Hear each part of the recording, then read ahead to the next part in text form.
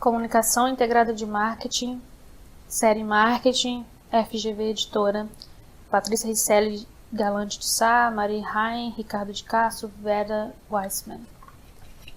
O Admirável Mundo Fractalizado. Página 21.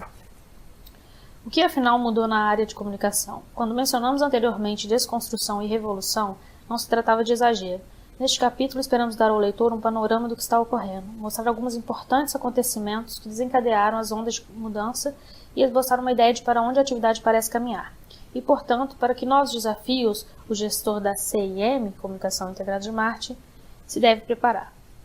Na segunda metade do século XX, o sonho de todo profissional de marketing parecia ser aprovar uma campanha publicitária que contivesse veiculação de filmes na televisão.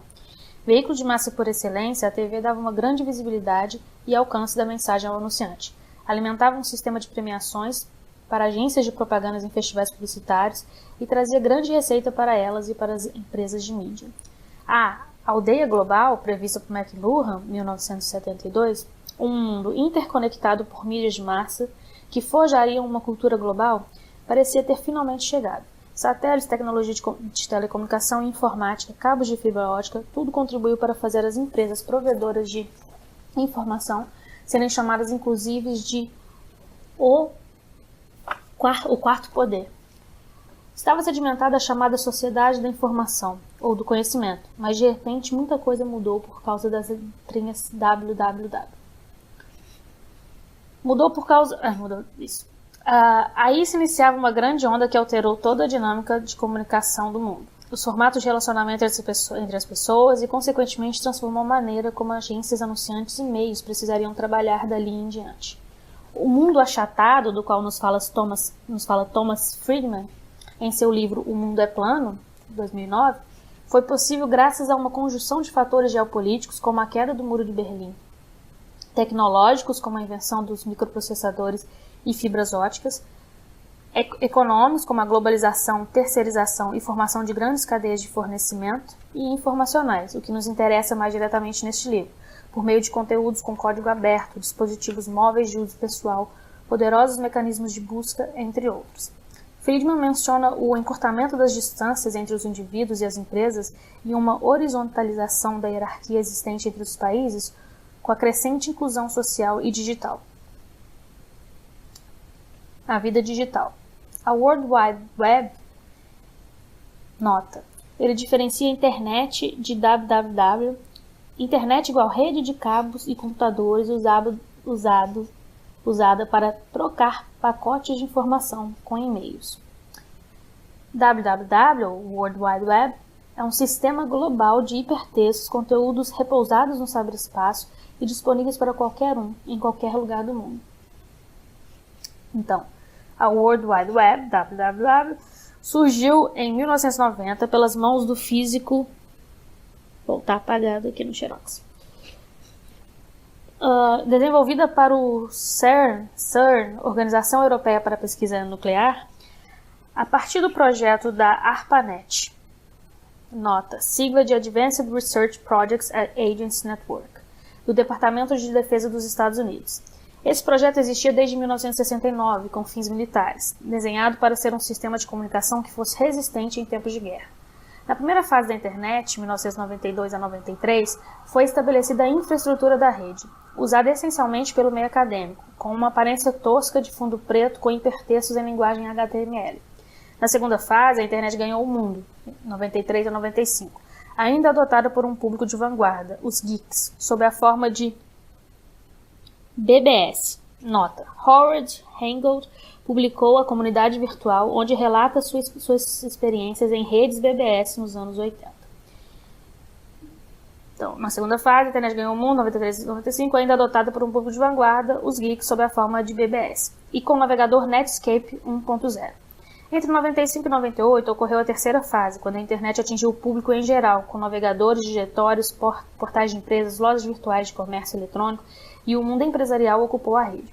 Surgiram grandes empresas como a Amazon, eBay, UOL, Yahoo, Submarino. Esse crescimento corporativo culminou com a bolha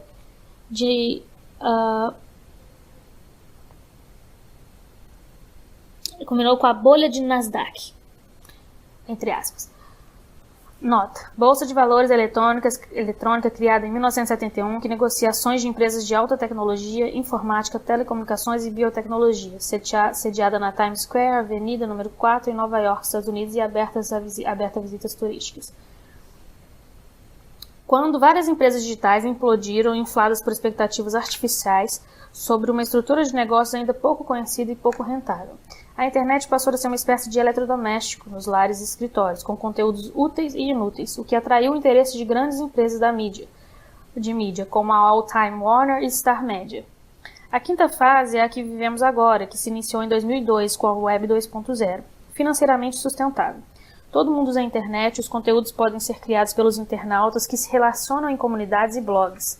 Surgem grandes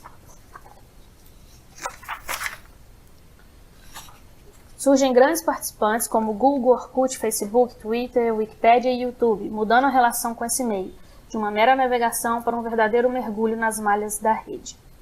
O termo Web 2.0 foi cunhado pela O'Reilly Media em 2004 para batizar conferências sobre a web pós-bolha da Nasdaq, falência de várias empresas.com.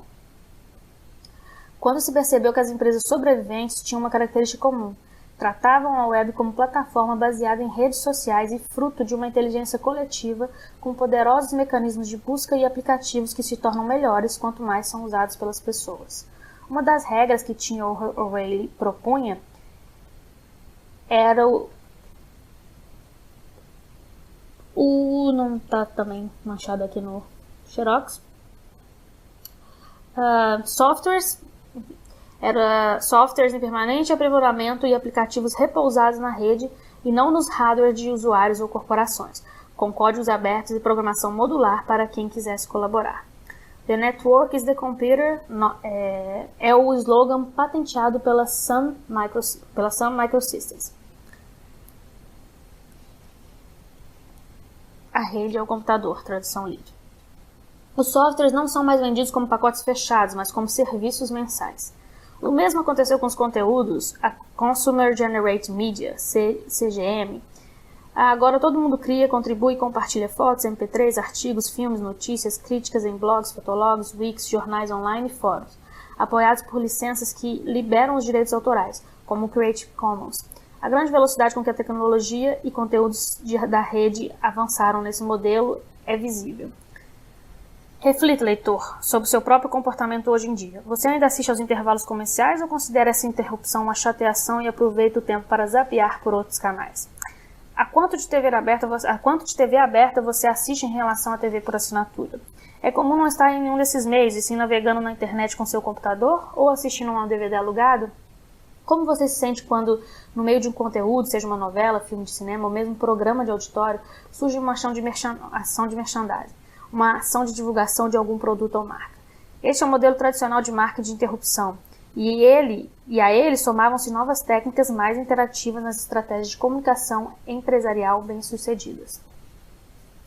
Segundo vários depoimentos no Wave Festival 2009, nota: Saiba mais podcast com Fernando Madeira no portal Terra, wavefestival.mmonline.com.br. Os latino-americanos são o povo mais presente na web, brasileiros à frente da tendência. O seu uso do celular e do computador está acima da média mundial. E no Brasil ficamos mais de 24 horas por mês nessas plataformas. Os 145 milhões de internautas nacionais passam por semana 7 horas lendo notícias, 3 horas assistindo a vídeos, 11 horas em programas de mensagens, Skype, MSN, e 60% estão em redes sociais, por vezes mais de uma, como Orkut ou Facebook.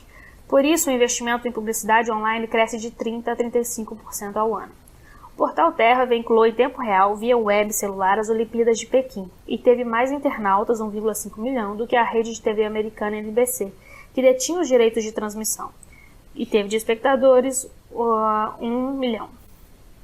Em 2008, a pesquisa O Futuro da Mídia, do Deloitte e Harrison Group, Deloitte 2009, página 410, com pessoas das gerações, gerações, Baby Boomers, a geração nascida no pós-guerra, entre 46 e 64, quando houve uma explosão no índice de natalidade nos Estados Unidos. Geração X, também conhecida como Gen X, Sucede os boomers de meados dos anos 60 ao final da década de 70. Geração Y, denominada geração milênio, seriam os nascidos dos anos 80 até o ano 2000. Essa definição encontra muitas controvérsias, pois se sobrepõe às gerações chamadas W e Z ou Next, variando conforme o autor e a fonte.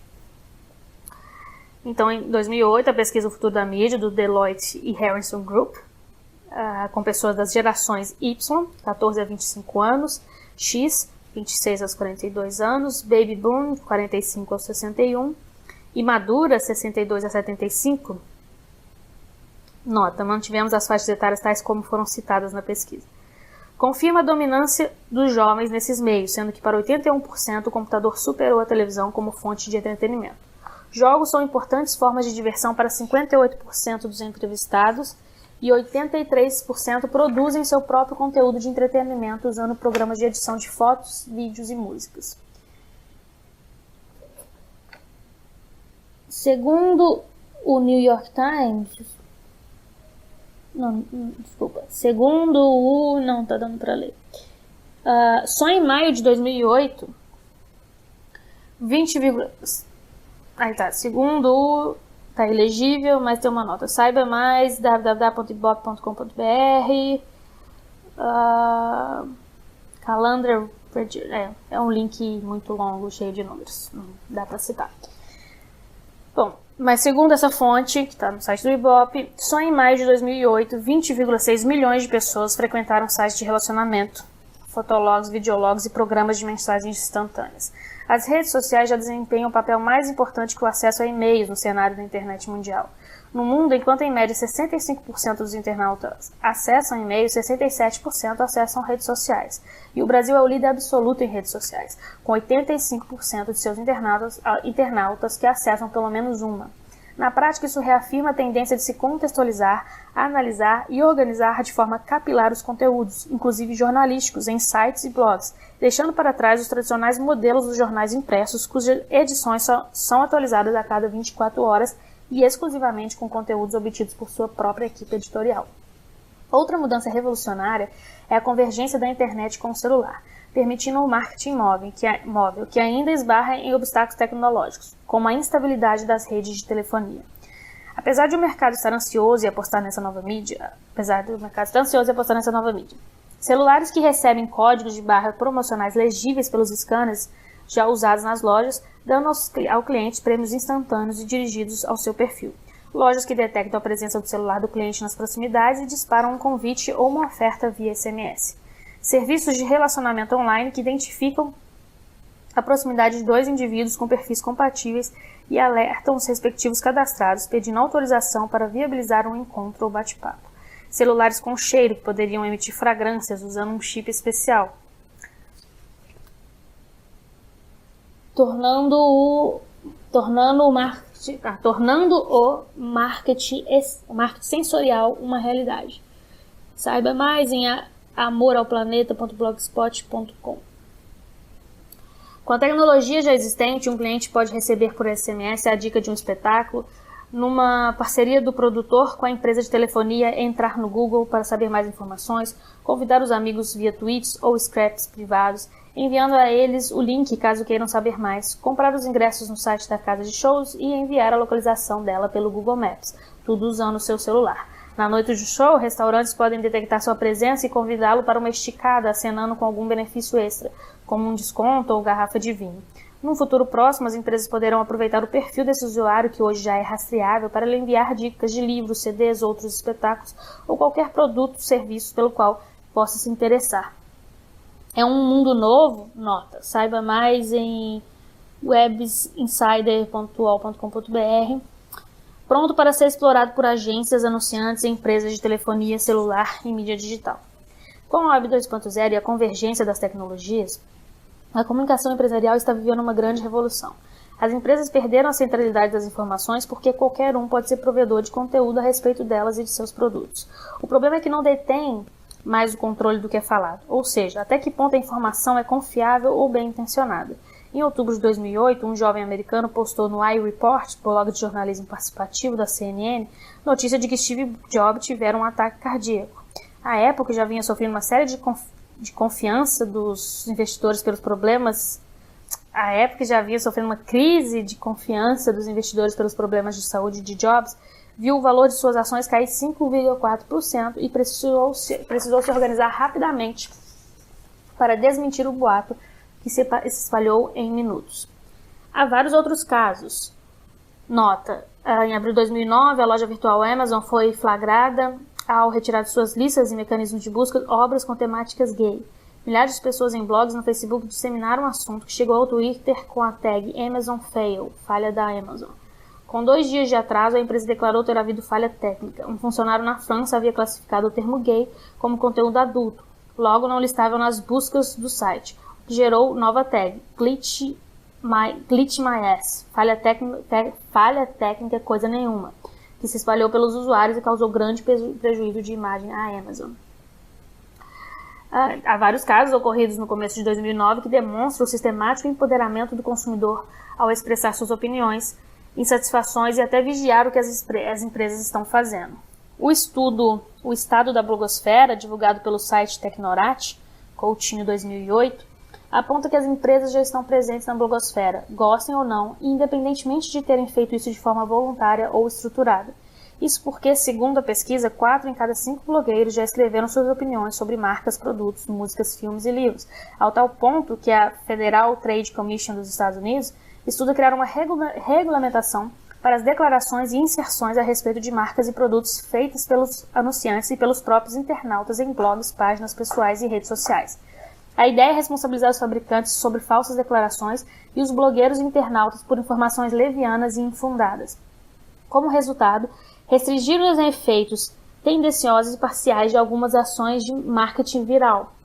Nota: segundo a Word of Mouth Marketing Association, os gastos nos Estados Unidos com mídia de relacionamento, propaganda boca a boca e informações via blogs, Twitter, Orkut e demais redes sociais chegaram a 1,35 bilhão em 2007 e deverão subir para o patamar de 3,7 bilhões até o ano de 2011. Obviamente que essa ideia causou grande controvérsia, porque a proposta original da web sempre foi ser um meio libertário, autorregulado e democrático.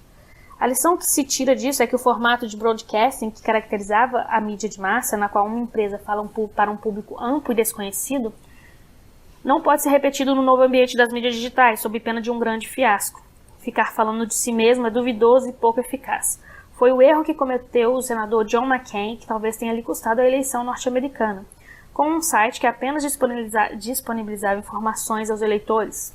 Enquanto isso, o candidato vitorioso, Barack Obama, mobilizou eleitores jovens de forma altamente interativa com um site em formato open source, nota 6, código livre, ou seja, conteúdo aberto para receber colaborações. O mybarackobama.com, onde todos podiam... Nota: a inovação foi reconhecida com o Grand Prix de Titanium e Integrate no Cannes Lion 2009. Saiba mais detalhes das campanhas em como Obama pode utilizar a internet a seu favor durante o mandato. Bom, onde todos podiam formar comunidades virtuais, postar fotos e filmes dos comícios, trocar opiniões e ideias num blog, fazer doações online, copiar informações do candidato sob a forma de textos, artigos, discursos, filmes e fotos e repassar para outros internautas. Também não se trata apenas de fazer comunicação um a um, o narrowcasting, com poderosas ferramentas de marketing de relacionamento. O nome do jogo agora é o social casting, uma conversação social usando os próprios conteúdos da empresa. Por exemplo, se o site corporativo não abrir espaço para os consumidores, eles irão buscar outra arena para se expressar e os sites ficarão obsoletos. Perguntas FAQ, nota, abreviatura para Frequent Asked Questions, ou perguntas frequentes, numa tradução livre. Perguntas FAQ pré-fabricadas estão geralmente descoladas das dúvidas reais. Além disso, a empresa precisa localizar os líderes de opinião, aquelas pessoas que detêm um grande capital social ou poder de influenciar suas comunidades. O problema é que na internet esses líderes são inconstantes, pois aparecem e desaparecem com facilidade, como provam os estudos do Ibope Inteligência, nota 8, disponível no www.ibope.com.br.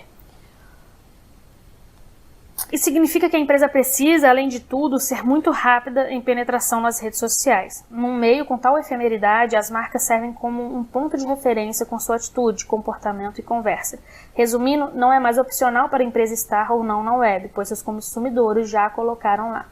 Tratar a comunicação como risco corporativo é essencial e demanda uma estrutura que administre essas relações, como fez a Natura, que tem uma equipe de mais de 50 pessoas internas e outras terceirizadas para monitorar a blogosfera e rapidamente responder a qualquer informação distorcida.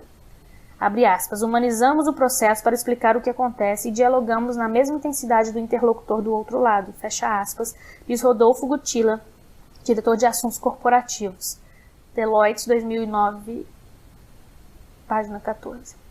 Se o site da empresa é um espaço controlado, nos blogs e redes sociais reina o caos, mas é dali que podem vir inovação, dados de pesquisa, tendências e a construção de vínculos mais verdadeiros com a marca.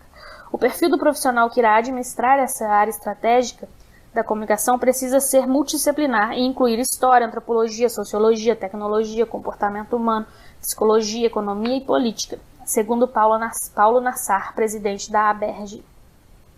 Assistimos à desregulamentação dos meios de comunicação e as ferramentas tradicionais do marketing não dão mais conta dessa realidade. Nem o governo nem o judiciário controlam o que se dissemina pelas mídias digitais. As empresas estão muito pouco preparadas para lidar com essa nova dinâmica, que passou a ser um espaço de interação, mobilização, mudança comportamental e cultural. Não se trata de dar poder às pessoas, mas de reconhecer que elas estão no poder. Agora o foco não é mais satisfazer o consumidor por meio de atributos de produtos ou serviços, mas é levar a eles conteúdo e entretenimento de forma leve, divertida, colaborativa. É saber contar-lhes histórias, envolvê-los, ou melhor ainda, engajá-los. Não é mais possível ganhar dinheiro apenas com um modelo de interrupção e repetição. Como ter consumidores engajados sem oferecer a eles uma causa apaixonante? É aí que entra a noção de valor da marca, ou branding equity, que exploraremos a seguir. A marca como patrimônio intangível. O comportamento do consumidor tornou-se um verdadeiro quebra-cabeça. Com a mudança de papéis na sociedade, não se tem mais a família tradicional na qual conviviam o pai, provedor, a mãe, dona de casa e os filhos reunindo-se pelo menos à volta da mesa durante as refeições ou em frente à TV. Agora pai e mãe trabalham fora, cada filho tem sua própria TV no quarto, muitas vezes as compras em supermercados são delegadas à empregada, a mistura cultural e racial das populações cresceu e vale tudo, cada um na sua. Homens e mulheres cada vez mais moram sozinhos, solteiros ou descasados, surgindo a necessidade de novos tipos de produtos e serviços. Múltiplas personalidades são assumidas nas mais diversas redes sociais digitais que permeiam o cotidiano desse consumidor. Um consumidor que passa do físico para o digital instantaneamente, ora influenciando a opinião, ora sendo influenciado. O consumidor também migra de um perfil a outro conforme o seu momento de consumo. Para o desespero das pesquisas de mercado, uma pessoa pode ser classe A na hora de comprar um carro e classe C na hora de se vestir, porque atribui importância completamente diferente a esses bens na sua vida. Um executivo sério e compenetrado no escritório pode revelar-se um participante de esportes radicais durante os finais de semana. Qualidade tornou-se uma pré-condição para a existência do negócio num mercado altamente competitivo e, por vezes, globalizado. Descontos e guerras de preço são péssimos para a lucratividade, pois diminuem as margens de comercialização. Inovações significativas de produtos são cada vez mais raras e facilmente copiáveis pela concorrência. E a marca, muitas vezes, passou a ser um grande alavancador de valor percebido e um importante diferencial na tomada de decisão da compra.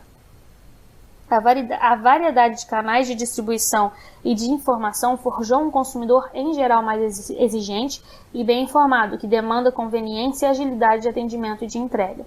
Os produtos cada vez mais se utilizam da agregação de serviços para obter diferenciais.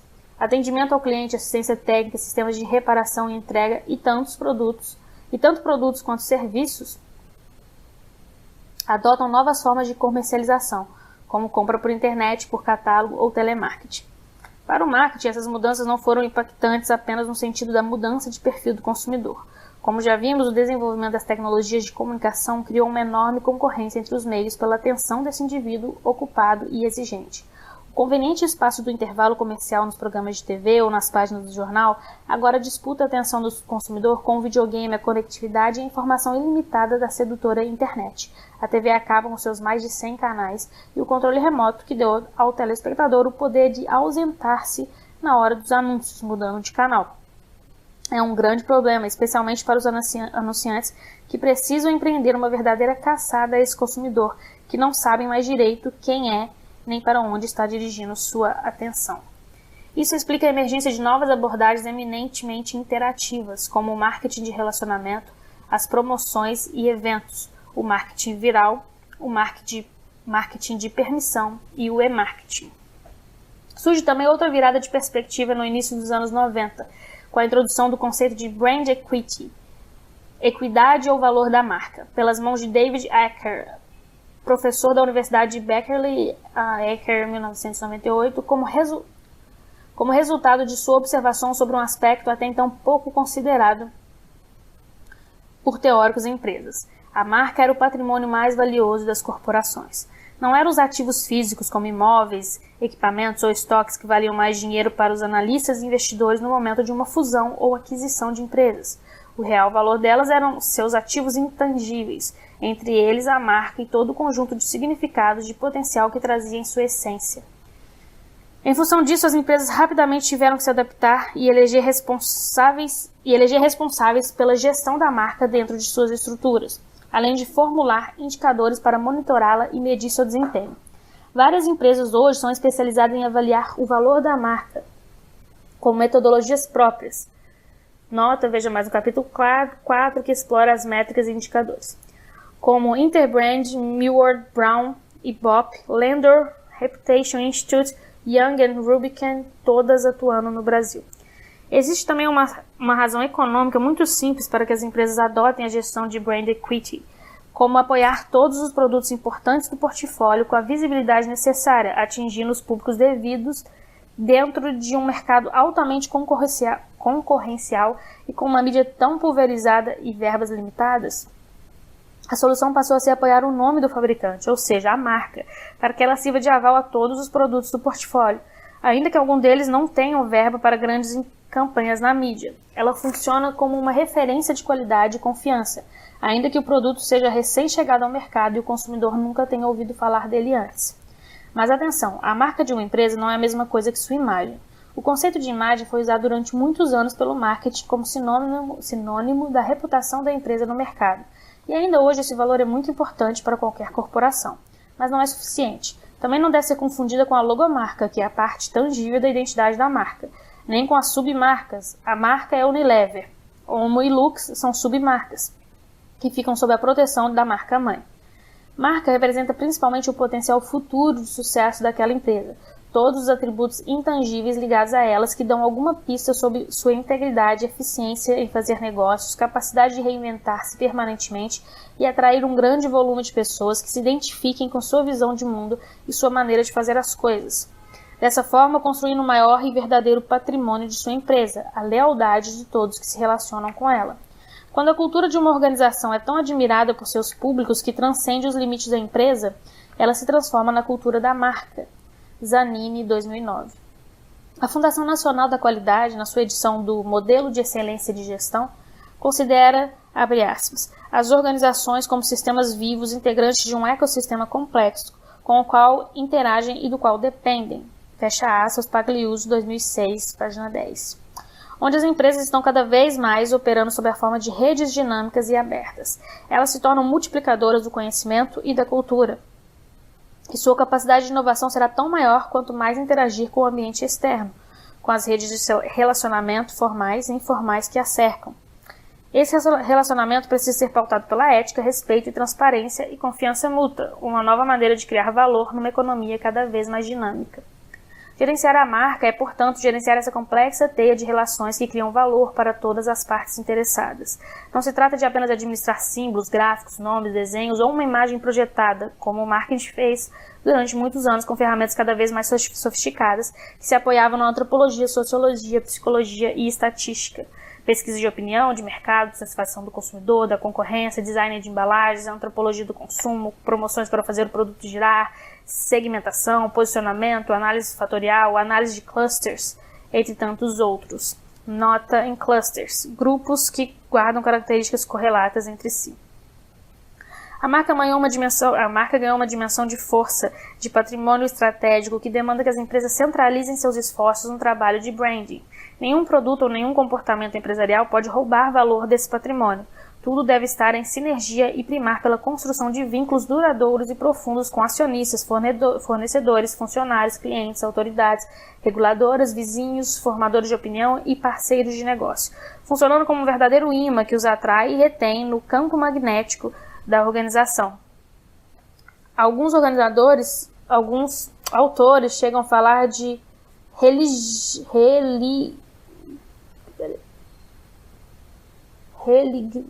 não tá dando para ler também, velho.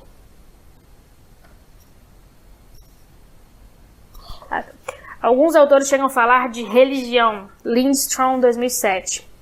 Nota: os 10 mandamentos, segundo Lindstrom. 1. Senso de pertencimento. 2. Senso de propósito. 3. Confronto de concorrentes. 4. Autenticidade.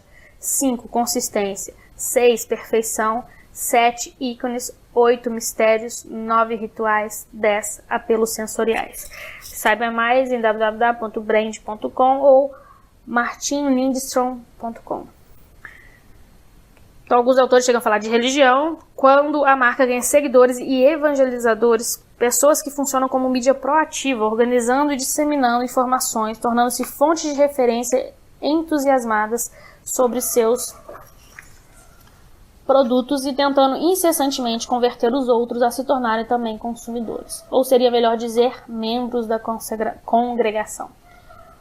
Alguns exemplos de marcas que conseguiram este nível de vínculo são Apple, Harley-Davidson, Google, Nike, Natura e Banco Real.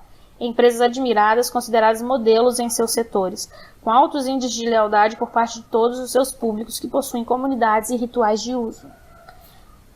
A marca como identidade e atitude. Em um ambiente onde as empresas estão expostas, queiram ou não, a transparência não é mais opcional e sim um fato com o qual devem lidar adequadamente. Se a qualquer momento a organização pode ser flagrada em suas inconsistências, a única saída é se comportar direito e compreender que todos os pontos de contato do público com a organização são também pontos de comunicação, de formação de significados, que irão estabelecer a sua reputação no mercado e a qualidade dos vínculos que criará com ele. Em outras palavras, tudo que a empresa faz conta. A performance de seus produtos, o cumprimento das promessas feitas em rótulos, folhetos e anúncios, o atendimento telefônico, o trato com os fornecedores, o desligamento de um colaborador, a eficiência do call center, entre outros. Segundo defende Ricardo Guimarães, da Timos Branding, comunicação é exercício de identidade. Nota 10, ver diversos artigos em www.timos.com.br, THYMUS.com.br. O paradigma antigo era caracterizado pelo comando, controle e hierarquia. Os passivos eram jogados para o futuro e os indicadores... Nota, veja mais no capítulo 4, que explora as métricas e indicadores. E os indicadores ROI, R-O-I, retorno sobre o investimento, e SOM, S-O-M, em inglês Share of Market, fatia de mercado, definiam o sucesso da empresa. No novo paradigma, a ele se soma a percepção de valor que nasce do estoque de boa vontade e admiração do indivíduo em relação à marca, e pode ser representada pela Share of Mind, nota 12, numa tradução livre, fatia da mente, ou identificação filosófica com a empresa, ou seja, o tanto que ela conseguiu conquistar da mente do cliente, não confundir com um índice de lembrança, recall, usado pela área de propaganda, mais detalhado no capítulo 4, em termos de consonância de valores e crenças. Se a identidade de um indivíduo é a combinação de sua essência com sua circunstância, isso também vale para uma marca. E a sua atitude é o somatório de sua conduta com seu conteúdo, que sinalizam a alma dessa marca. A comunidade deve expressar os valores da marca e respeitar o repertório do público. A comunicação deve expressar os valores da marca e respeitar o repertório do público, mobilizando sua emoção e sua afetividade. Os conteúdos devem ser verdadeiros, relevantes e sem preconceitos, abordados de forma simples e direta, fácil de ser compreendida e com linguagem adequada. Não é necessário falar demais nem ser complexo, e a estética deve expressar fielmente a identidade da marca, de um jeito que, mesmo que a logomarca estivesse escondida, ainda fosse possível reconhecer quem é a empresa que está se comunicando. A linguagem, os termos característicos, as imagens, as cores, tudo em... Não está dando para ler, tudo em...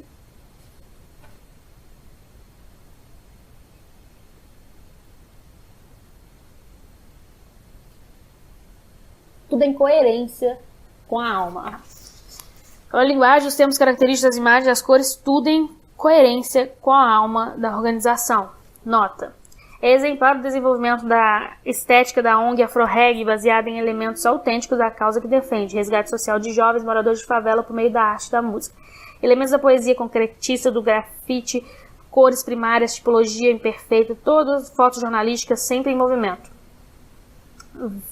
Veja o manual de identidade www.slideshare.net/patizário/afroreg-book-linguagem.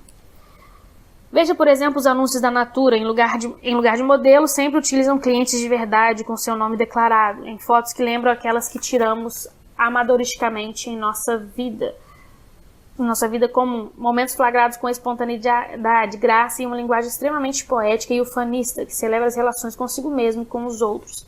Qualquer produto Apple pode ser reconhecido imediatamente, mesmo sem vermos a famosa maçã da sua logomarca. O design de linhas puras, com cores vibrantes e translúcidas, as embalagens lindas por dentro, com cada detalhe pensado e bem trabalhado. No mundo das marcas bem resolvidas, parece não haver espaço para propagandas preconceituosas ou deseducativas, nem eventos com alta geração de detritos, sejam papéis, poluição sonora e restos de comida, desprezo pela qualidade de vida dos participantes, como filas imensas e aglomerações perigosas, banheiros insuficientes ou imundos e atrasos desrespeitosos.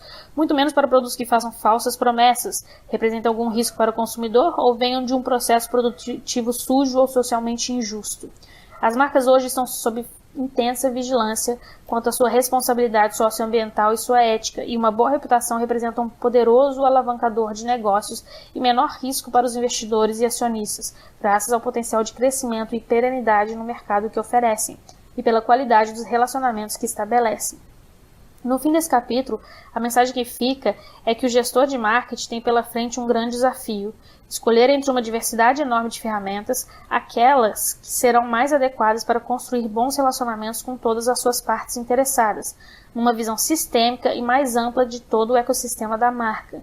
As ações imediatistas, os monólogos, as mensagens massivas, os conteúdos rasos e os produtos irresponsáveis não têm mais lugar no novo ambiente da comunicação veloz, incontrolável e interativa que se estabeleceu. As fórmulas antigas não funcionam mais e as novas fórmulas estão ainda em teste. No próximo capítulo, lançaremos um olhar mais conceitual e abrangente sobre o processo comunicativo, as atividades típicas e interdependentes das áreas de comunicação, marketing e vendas, a integração das ferramentas de comunicação no trabalho de marketing e o compromisso do planejamento de comunicação com um plano estratégico da empresa e seu plano de marketing. Fim na página 39.